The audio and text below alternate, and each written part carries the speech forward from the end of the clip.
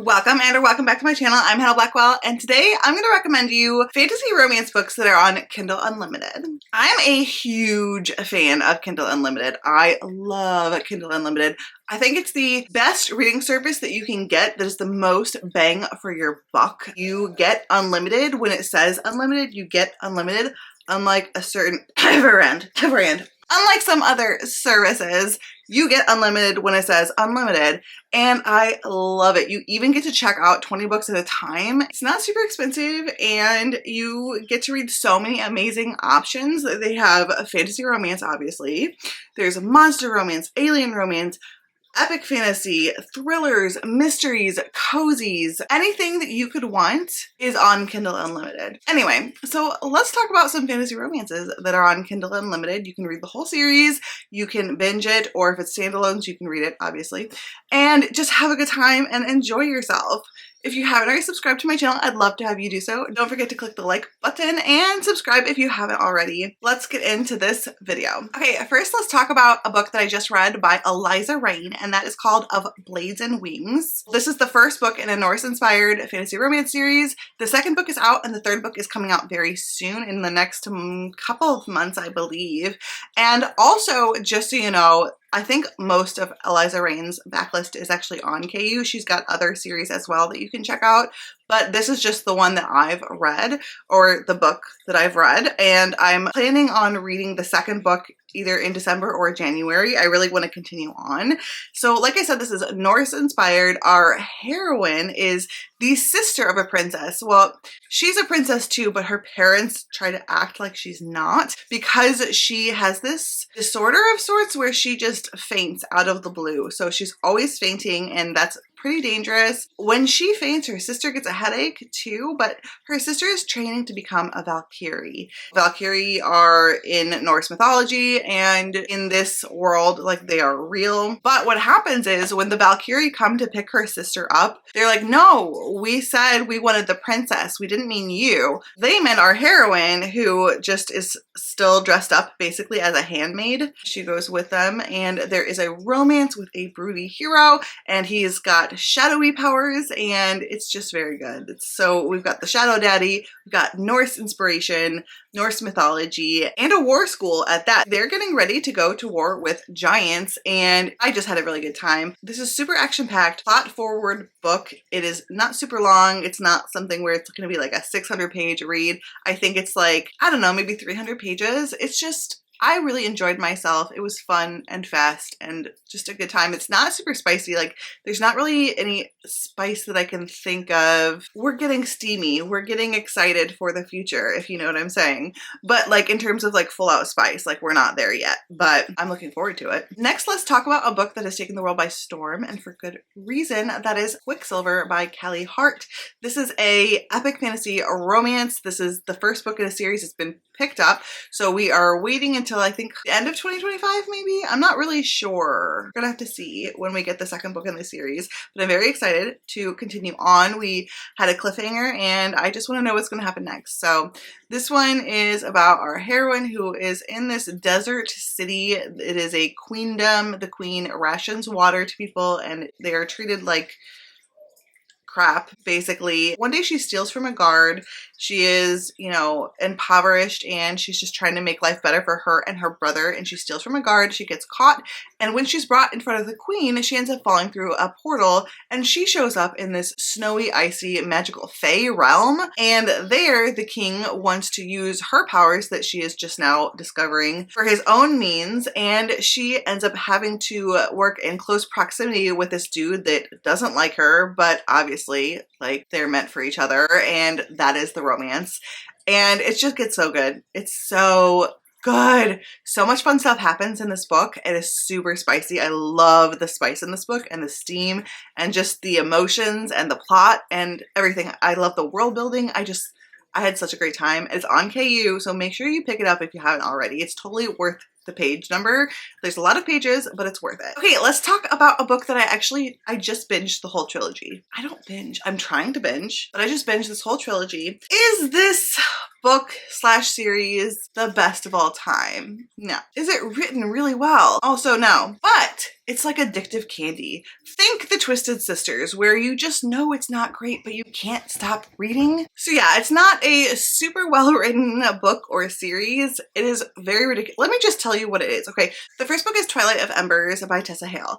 This is a Why Choose Dragon Shifter series with a college, like university setting, okay?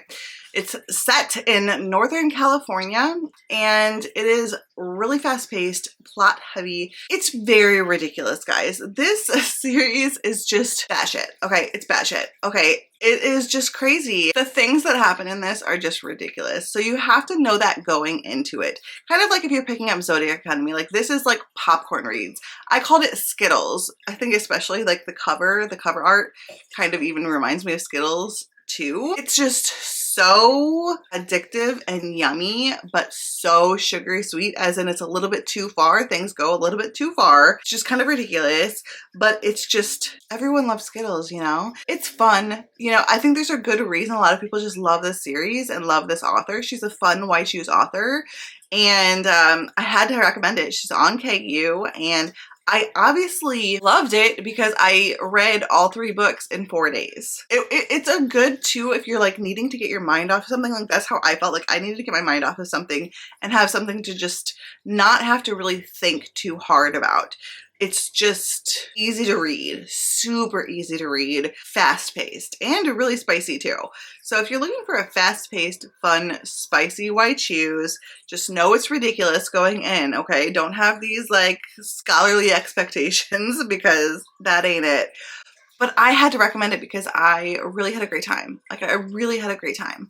So check out Twilight of Embers if you're looking for a fun, fast-paced, spicy Why Choose romance that is just a fun, goofy, ridiculous time. Okay, now let's talk about a Why Choose that I really, really loved, and I cannot wait to continue on in the series. This is Bonded by Thorns, and this is by Elizabeth Helen. This one is higher fantasy. It is very ethereal. It's very well written. I loved the writing in this one. It is a Beauty and the Beast retelling. Our heroine works at this bookstore. It kind of follows a lot of the classic Beauty and the Beast retelling. She wants to save her father. He's gone missing, and she ends up going through this portal through this rose bush. She ends up at this castle where there are these 4 Fae princes. Each prince represents a different season. So there's like the spring court, the fall court, the winter court, the summer court. She ends up having to be a prisoner there. She takes her father's place, just like in the actual Beauty and the Beast story, and it goes from there. It is really good. Now these books are longer and they are a little bit more slow paced,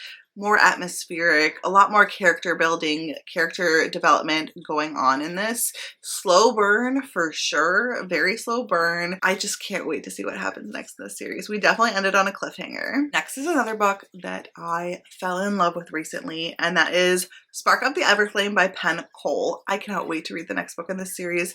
This is a fantasy romance book. It's the first book in I think it's going to be a quartet. The 4th book is coming out hopefully by the end of 2025. This is about our heroine who is a human. There are fae in this world, but they're called like the Descended, and she is a healer. Her mother has gone missing, and one day she is brought to the castle to heal some descended children who had gotten injured. All hell breaks loose from there. She meets the prince who is soon going to be taking over the throne, and there is kind of an enemies to lovers romance there, but she also has a relationship with a human man too, and there is a rebellion brewing. There's just all sorts of political intrigue happening, a little bit of a love triangle. Oh, I really loved this first book. A lot of like female rage, so I really was feeling and appreciating that at this time, and I just have to recommend it. It's on KU. The physical copies did get picked up by a publisher, but it's still on KU in ebook form. Okay, the next one I'm going to recommend, it's been a little bit, like maybe about a year or so since I've read it, and this is Court of Blood and Bindings by Lizette Marshall. I gave this book 4 stars. I'm still not sure if I'm going to continue on in the series. I don't think so, but it was a really fun fantasy romance. It is enemies to lovers. Our heroine is taken prisoner by the queen's, like the guy that does all of her bidding, all of her dirty work, like her right-hand man, and he is known for being like the silent death, but she finds out soon that it's just that he's like mute and he cannot talk, and so the two kind of develop hand language together, like sign language together, and they are learning to communicate, and it's a romance between those two. In this world, there's like different islands, like Fae Islands. I think that's why it's called the Fae Isles series. And the world building really intrigued me. I felt like we didn't really get enough of it. I wanted to know more about the world, and I just felt like I wanted more. It was a very surface level fantasy romance. Now, that's my opinion. The reason I'm putting this on this list, because it's on KU, and it's at least a 4-book series, maybe more, but I have so many close friends who adore this series, where it's like one of their favorite series. Like, so many people that I know love this series. So I think this is like a personal thing for me where, like I said, I really enjoyed it. I gave it 4 stars. It wasn't like my favorite. Does that make sense? I hope that makes sense. I just don't know if I need to continue on. I don't know if I really felt the pull to continue on, but I wanted to include it because it's on KU, and I know so many people find this series to be like one of the best of all time. So I had to include this one. Next is one that is like another popcorn candy type of series, and that's the Zodiac Academy by the Twisted Sisters, Carolyn Peckin and Susan Valente. I love this series. I've read the first 6 books in it. I need to read book 7, and all of their stuff is on KU, I think. Almost all of it. They've got multiple different series, so make sure to check them out if you want to read a fantasy romance. You've just gotten a KU account. Check out some Twisted Sisters because they have so many fun series, so many fun books. Their writing is addictive. They put crack in the pages. They make you just want to keep turning the pages. Like I said, kind of ridiculous. No, it's not written perfect. Yes, it could use some editing, but I love it. I love Zodiac Academy. This is about sisters. They're twins living in the human realm, and then one day they discover that they are fae, and they're brought to the Zodiac Academy. They are actually the children of the deceased king and queen. They are now being bullied by these 4 heirs to the throne. It's a bully romance. It's a long series, 9 books, so it is a little bit of a commitment going in, but the books read really fast and it is a fun time. So it's a school setting. It kind of almost feels like Harry Potter fanfiction to me in some ways, and I just love it. Okay, second to last here, I have Guild by Raven Kennedy. This is the Plated Prisoner series. It's a King Midas retelling. This is a dark fantasy romance, so make sure you check the trigger warnings. It especially starts out fairly dark. Our heroine's been gold touched by King Midas, and she's being held prisoner by him. She is his golden gilded pet. She's kept in a cage, and everything on her is gold now. Everything except for her teeth and the whites of her eyes. Her hair is gold, her nails are gold, her skin is gold, like everything is gold. She's being kept prisoner, and they have this really, really messed up relationship. Things go from there. I don't want to spoil too much of what happens, but that kind of lays out the groundwork of what we've got. We also have a snowy setting, so it's a great time of year to pick that one up.